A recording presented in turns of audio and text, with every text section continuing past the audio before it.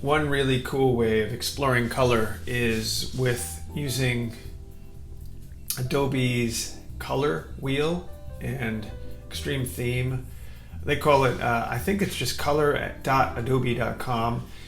You can see here you can do all kinds of exploration with color. You can do monochromatic, you can do triad, complementary, all kinds of color.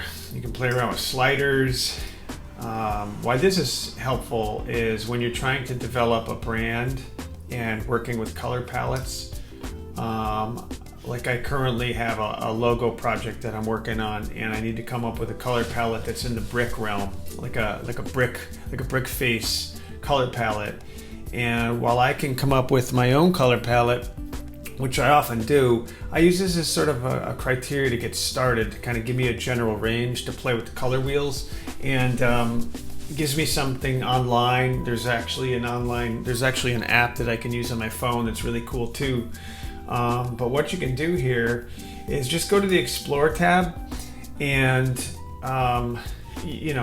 they give you all kinds of suggestions, and it's really cool. It's really fun because you can actually sample images and come up with a custom palette for a specific image and logos and things. But what you do is you go up in the search box, and in this case here I might put bricks, or brick red as an example. I hit return, and it comes up with all these really cool ideas and examples. It'll show you bricks and different kinds of bricks, because what kind of bricks? There's white bricks, red bricks, blue bricks, or so forth and so on.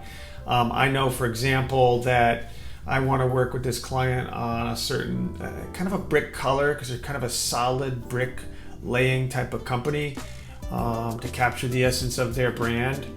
And they also want to have, I want to have them have sort of a fiery color palette too, because these guys are really sharp. They're really focused. They're not about the blues and pinks and things. Maybe some grays, because they also do masonry work as well. But I'm going to focus on the brick. So I like this one here. I like this one here. This one here is good.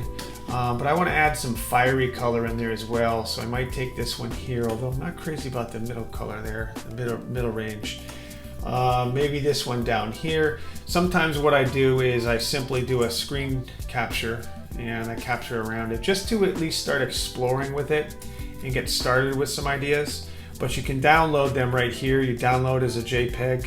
You can actually bookmark it and save it as your favorites. But definitely a really cool tool to help you get started with a lot of different colors. It saves you a lot of time, and they put a lot of technology into this to really help you along your way.